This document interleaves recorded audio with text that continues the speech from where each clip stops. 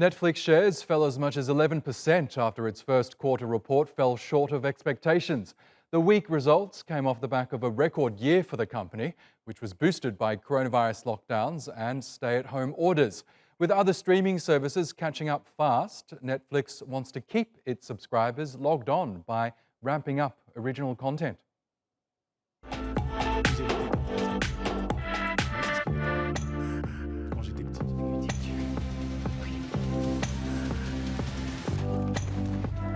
Daphne Bridgerton. You have no idea what it is to have one's entire life reduced. We could pretend to form an attachment. Having like that.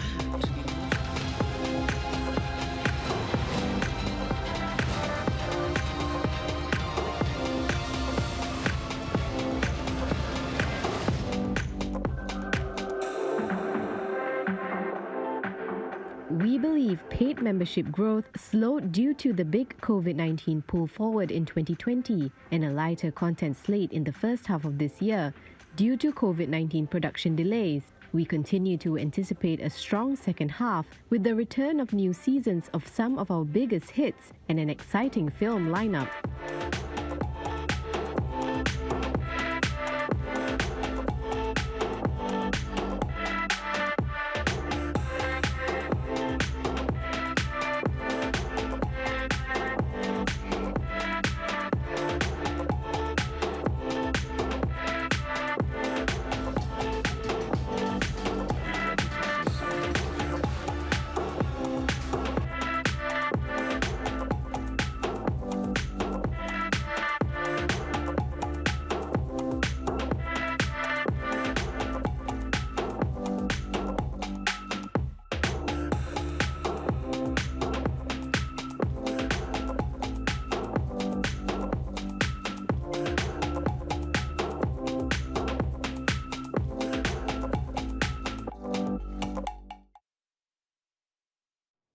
Well, let's get more on this now with Natan Edelsberg in New York. He's Chief Operating Officer at the PR management platform Muckrack.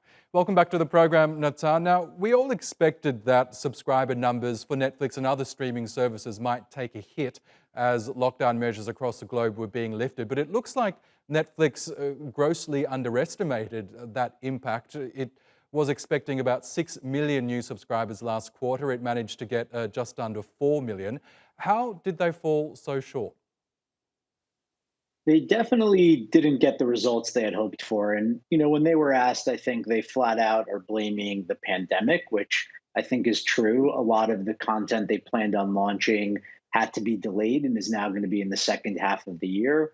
But I don't think they're kind of admitting as much as they should be about how the competition is heating up. As we saw, Disney is now at 100 million subscribers in 18 months, and people really have more choices than ever before.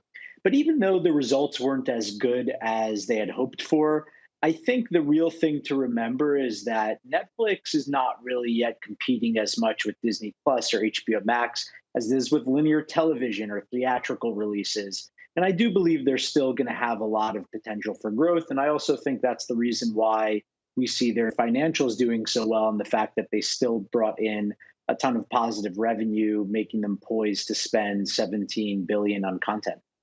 Yeah, to the point about the competition, Netflix, in delivering its earnings, rejected the idea that its rivals had anything to do with the disappointing numbers. So it says that growth slowed globally, not just in the US, where there is this saturation of streaming services right now. But there's no denying that services like Disney Plus are also gaining a bigger global subscriber base as well. So do you think Netflix is in a bit of denial about this issue of the growing number of competitors?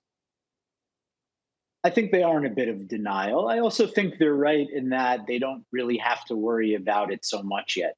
They have a long lead in terms of global expansion. They have more experience doing it. They've been global for much longer. And a lot of the issues that legacy media companies like Disney or HBO Max have to face in terms of licensing deals and how to actually get content global, Netflix has already been tackling for a while. So I do think we're going to see a much better quarter for them next time.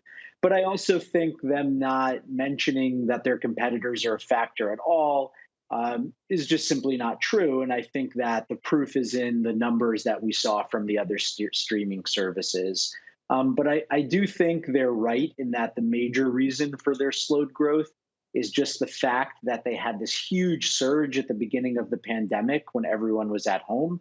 And now, as both content has slowed down where they can't release as much as they would have if the pandemic hadn't happened, and the fact that there are other options is why they underperformed on the subscriber front. But they're still, more than double the subscribers Disney is. So the real question is, could Netflix's competitors keep up their growth as much as they have been? And I'm not quite sure that that's possible.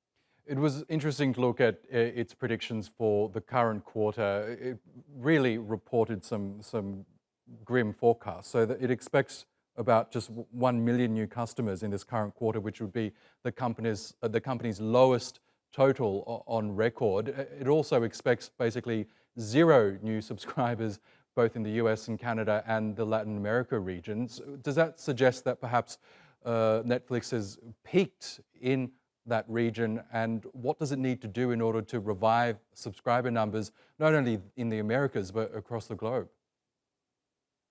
I think they need to continue to produce content that captures cultures and the zeitgeist around the world.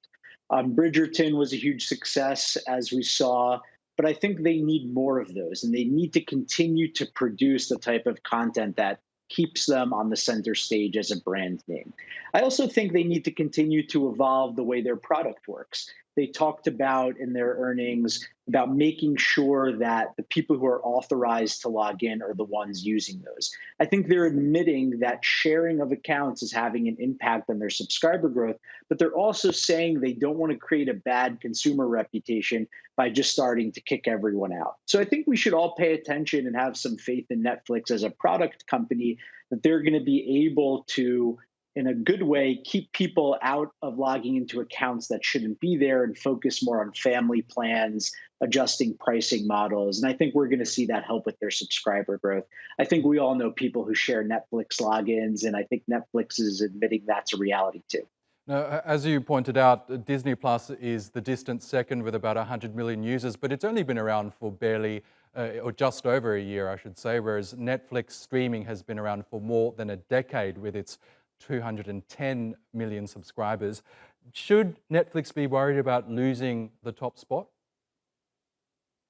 I don't think so, not yet at least. A lot of Disney's original subscriber growth was fueled by amazing partnerships that they set up. For example, in the US with Verizon, the biggest wireless company, where just by signing up for a new plan or getting a new phone, you got a new Disney subscription. A lot of those have expired and it hasn't hurt them as much, but those subscriptions are still continuing. You're still able to get a free Disney subscription with a lot of the major devices you use anyway.